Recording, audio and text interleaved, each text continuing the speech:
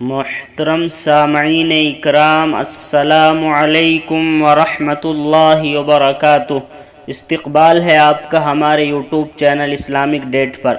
آج ہم آپ کے سامنے اس ویڈیو کے اندر حج کے متعلق ایک اہم اور ضروری مسئلہ بیان کریں گے۔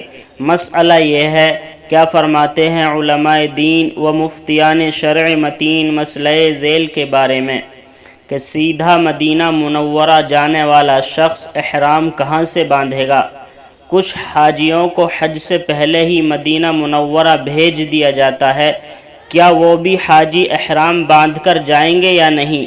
جواب: جو شخص سیدھا ہندوستان سے مدینہ منورہ جائے گا، مدینہ منورہ جانے کا ارادہ کرے، اس کے لیے یہاں سے احرام باندھنا ضروری نہیں، بلکہ جب مدینہ منورہ سے مکہ مکرمہ جائے گا تو میقات یعنی ذوالحلیفہ سے احرام باندھے گا۔ واللہ تعالی اعلم بالصواب۔